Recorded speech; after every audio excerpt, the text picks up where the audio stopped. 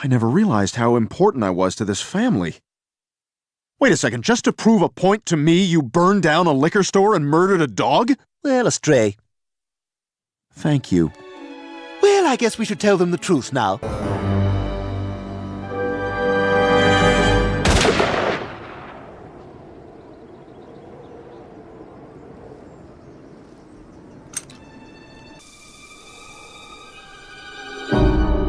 Stewie Griffin is best known for his mischievous schemes and villainous ambitions, but every now and then he surprises us with his softer side. In Family Guy, there have been rare moments where Stewie shows genuine kindness and care. Today, we will be counting down 7 of his most unexpected and heartwarming acts. Number 7. Stewie saves Lois. When the residents of Quahog find themselves at James Wood's mansion, a series of murders occur that eventually get blamed on news anchor Tom Tucker.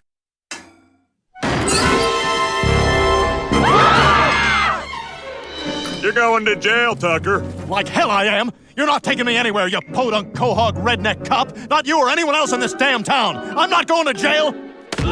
Before everyone leaves the next day, Lois discovers that Tom's co-anchor, Diane Simmons, was the real culprit. When Peter was yelling at everyone about that picture of Derek holding up the Hollywood sign, I grabbed the Golden Globe and slipped out. I followed Derek outside and did what I had to do. Meaning Diane can no longer let her live. Well, now you know everything, Lois. Which, of course, means I have to kill you. While we brace ourselves for Lois's death, we hear a gunshot, but instead it's Diane who gets killed.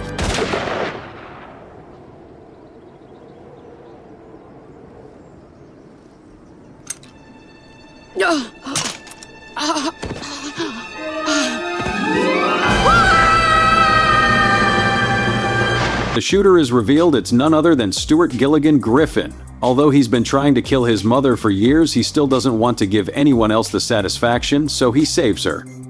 Number 6. Stewie helps Chris get ready for a date. While Stewie and Brian may have the most iconic friendship on the show, the bond between Chris and Stewie definitely has its moments. When they're both lost in the woods, they get to know one another, and Chris tells Stewie he has a crush on a girl at school. Stewie vows to help him win her over if they ever get back home. If we get back home alive, I'm gonna finally open up to Ellen from my math class and tell her how much I like her. I'd like those things for us, Chris. He later transforms Chris into a perfect gentleman while singing one of the catchiest tunes Family Guy has ever produced. This episode proves that Stewie wants his family members to be happy, and is one of the earliest times in the show we get to see him and Chris connect. Number 5. Brian and Stewie save Meg. While most episodes of Family Guy show the Griffins being, let's say, indifferent towards Meg, this episode shows Stewie and Brian going above and beyond for her. After Meg gets taken during her trip abroad to Paris, Stewie uses his power of deduction to find the people who kidnapped her. Meg? Meg? This is a nice way to do this. Look, we need to know, have you seen this girl? Quick, he's getting away! Oh no, he's one of those parkour free-running guys. We'll never catch him! And Brian go to great lengths to bring Meg back home to safety, even going so far as to dress up and blend in. Oh my God, Meg! Wonder what music they're gonna use for her.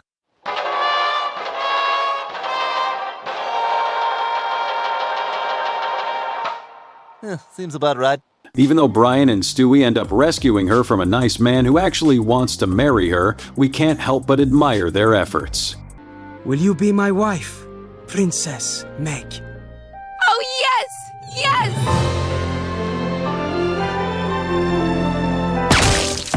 No! Stewie? Hi, Meg.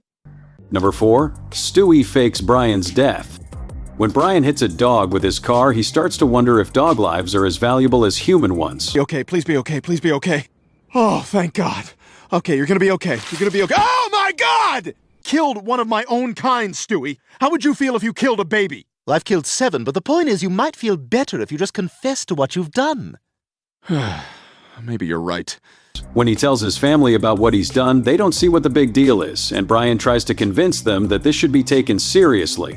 What are you talking about? I just told you I hit and killed a dog with my car. What? Brian, it's a dog. That's not a crime. Stewie notices that this whole ordeal has affected Brian, and he pulls off a stunt to prove to Brian that his life matters to his loved ones.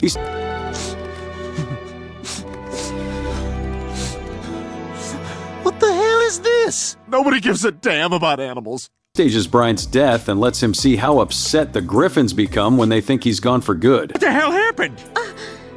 Brian's dead. Hey, come here. Got something you'll want to see. I can't believe Brian's dead. My best friend in the whole world. And he's gone. While he may have used some questionable methods to achieve this, we wouldn't expect anything less from Stewie. Thank you. Well, I guess we should tell them the truth now. Well, hold on a sec. We could probably let him go for just a few more minutes. Number 3. Stewie writes a song for Susie. Stewie normally only has eyes for his teddy bear Rupert, but when Susie Swanson is born, everything changes. Who is that angel? That's Susie Swanson. You don't say. Stewie tries his hand at songwriting, and while he struggles with it at first, he creates a masterpiece by the end of the episode. Stewie sings his own version of Everything I Do It For You by Bryan Adams, accompanied by a confusing yet somehow beautiful music video. The video seems to be full of Stewie's reflections of himself, and clearly his love for Susie has sent him down a rabbit hole of self-discovery and creativity. Take my life, I would give it all, I would sacrifice. Unfortunately, his infatuation with Susie ends about as quickly as it starts, but the song and video are still sweet gestures. Number 2. Stewie takes Chris to the past. Some of the best moments on the show take place when Brian and Stewie go on a time-traveling adventure, and while the duo doesn't normally have tag-alongs, they make an exception for Chris. Pay close attention. First stop, Washington, D.C. The year is 1803. Ah, the future. The older Griffin brother needs to pass his history final, but he doesn't know much about history. Stewie and Brian save the day by taking Chris on a tour of the past through Stewie's time machine. All right, Chris, that was the British Parliament, 1912. Next, I say, that looks like a young Charlie Chaplin. But when Chris unknowingly boards the Titanic, Stewie and Brian have to save him yet again. Oh, crap. Chris is on the Titanic? No, it's okay, Brian. We'll just go back in time to before Chris ran off. Everyone move over. We're getting on this boat.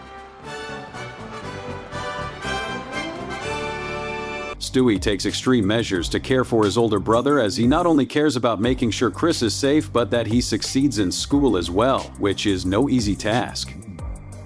Number 1. Stewie takes on Meg. It's no secret that Meg is the family punching bag, so it's endearing to see Stewie try to help her. When she saves him from choking on a grape, he decides to repay her by improving her social status and dating life. Meg! You saved me! You're my hero! Stewie starts by getting Meg the lead in the school play, but he has a hard time staying out of the spotlight. Hello, what's all this then?